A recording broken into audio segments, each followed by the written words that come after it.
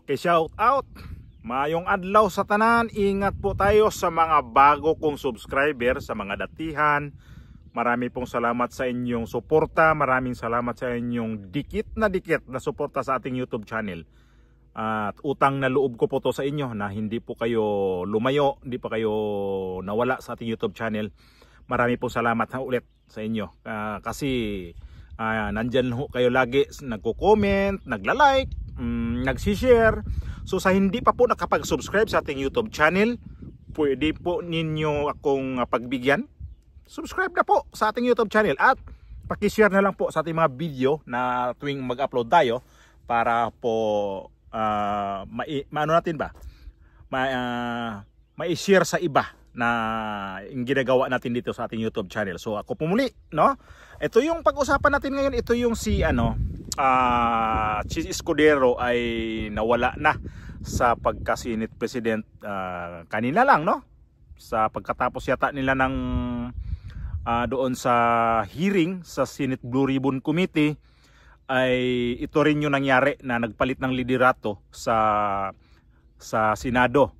So nawala si Chis Escudero, pinalitan naman itong si Majority Floor Leader si Joel Villanueva kay itong si Mig Zubiri.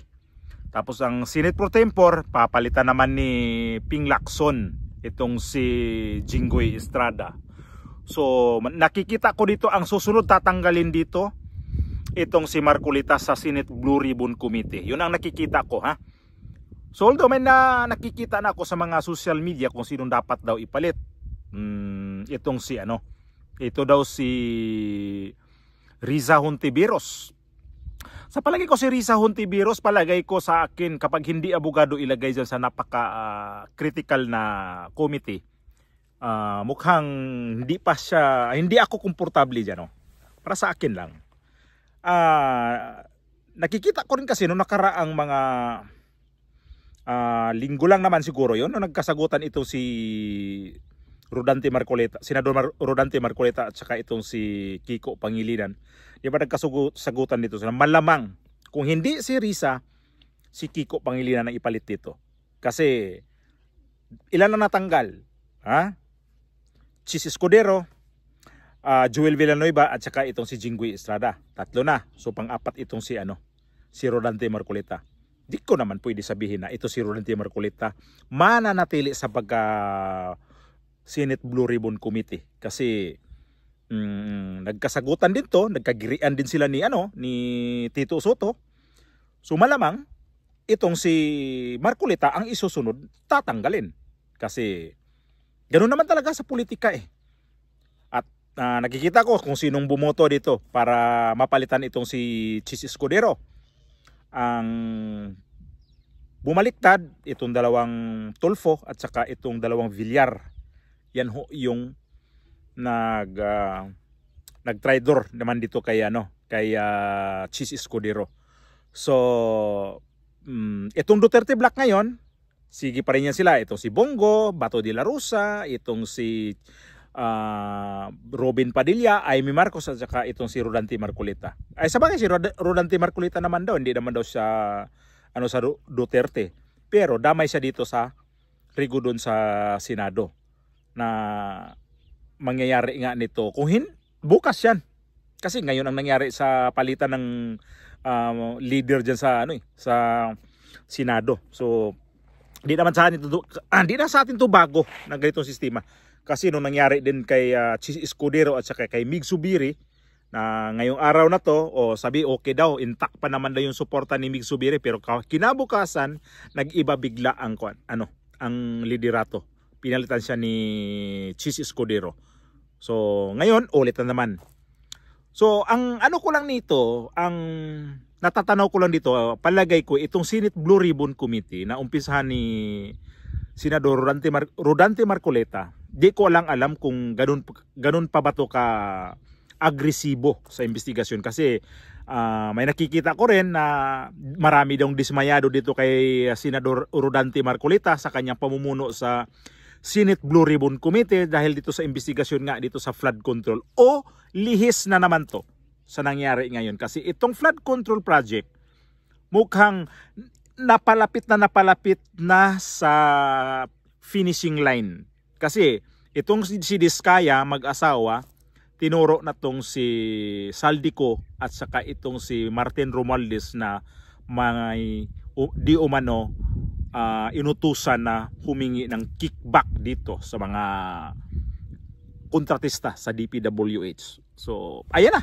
Nakikita na natin nga yun ang laman kanila sa kanilang investigasyon kanina. Sumukhang biglang tatabunan nito sa issue ngayon. At itong si Soto, nakikita ko na naman na iba yung intensyon niya kapag siya ang magiging Senate President. Hindi dito siya mag-abala sa flood control. Sa palagay ko lang, ha. Alam mo ang pag-abalahan nito ulit? Impeachment ni VP Sara. Balik ulit tayo sa issue ng impeachment ni VP Sara. Kasi kanina nga lang i-interview siya. Ay hayaan lang daw muna ang itong naka-archive itong impeachment. Kasi nakabinbin pa daw naman ngayon yan o kaya naka-stuck pa lang. Wala pa ditong resulta dito sa Supreme Court itong impeachment ni VP Sara. So hayaan lang muna naka-archive kasi ayaw niya itong i-archive eh.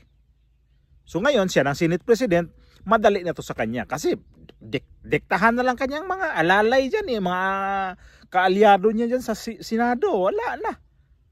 So balik na naman tayo dito sa issue sa impeachment.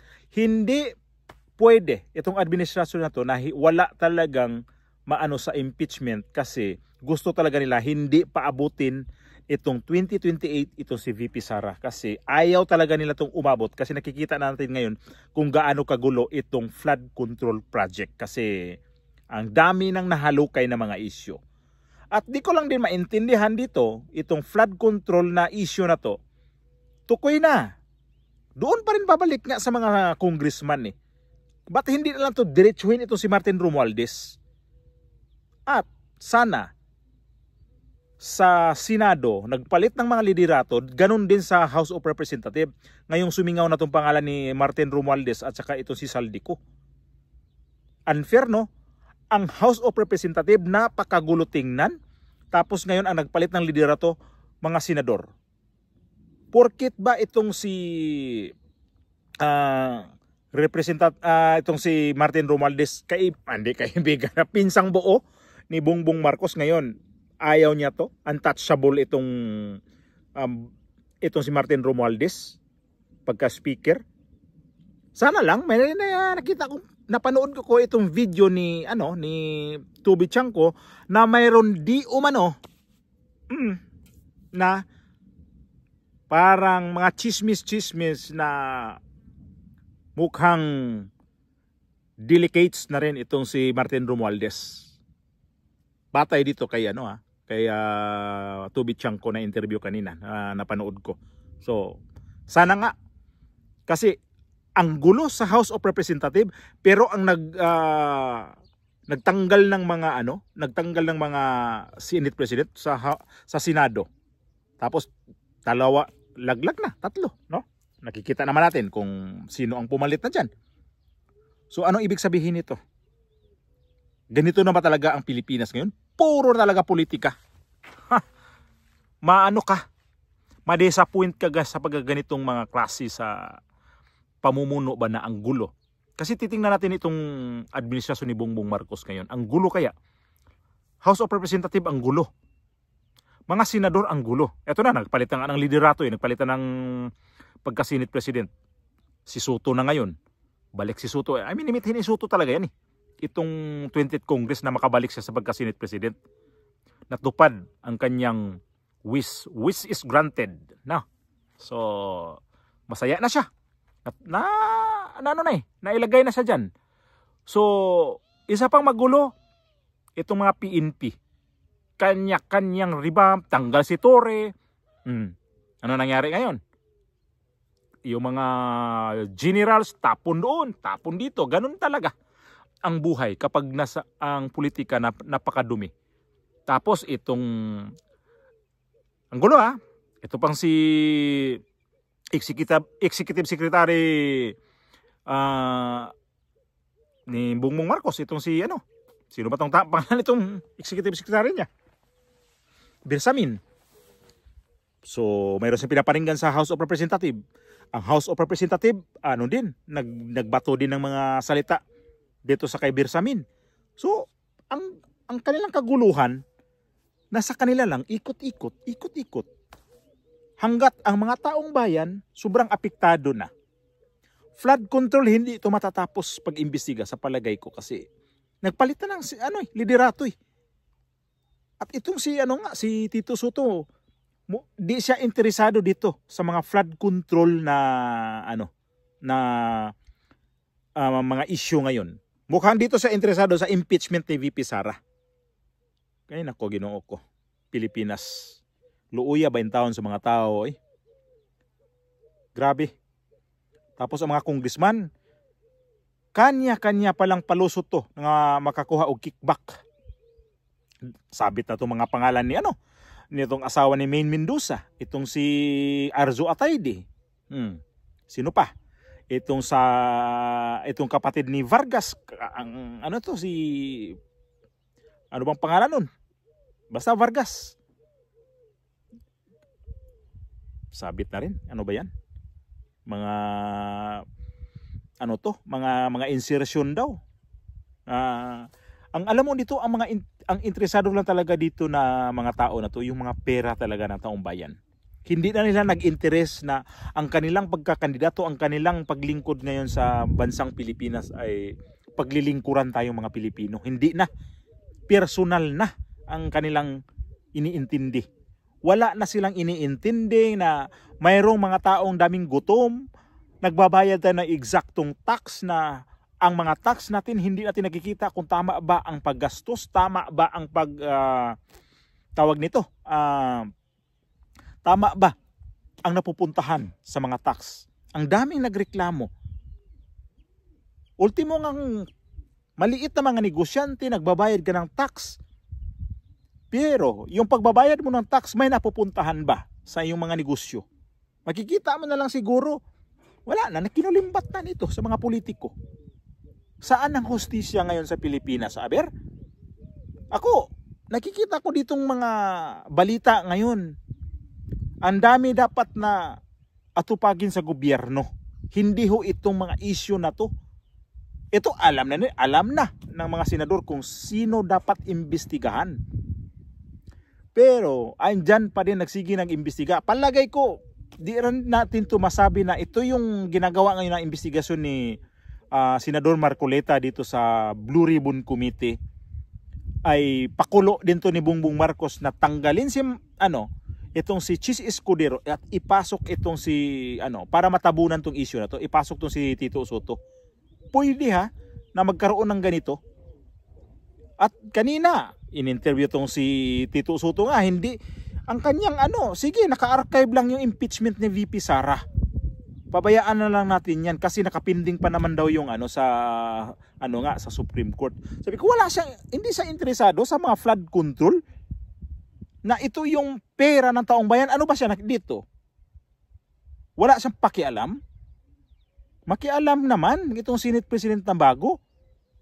Palagay ko pinag-initan talaga tong si Chis Escudero kasi nung panahon sa impeachment, ang gusto sa mga tao i-impeach si VP Sara. Kaya lang hindi talaga yon sinunod ni Chis Escudero. At di nagtagal, take over itong si Tito Soto. Take over itong si Mig Subiri. Nag-take over itong si Ping Lacson. Wala pang opisyal na listahan ng makakasama ni Soto sa mayorya, pero tiyak ng Senate Pro Tempore si Senador Ping Lacson, kapalit ni Senador Jinggoy Estrada. Si Senador Mig Zubiri naman ang bagong majority leader, kahalili ni Senador Joel Villanueva. So bukas, titigbakin nila si etong si Senador Marcoleta. Pustahan. Nako, kawawa talaga tayo. Pinaglaruan talaga tayo.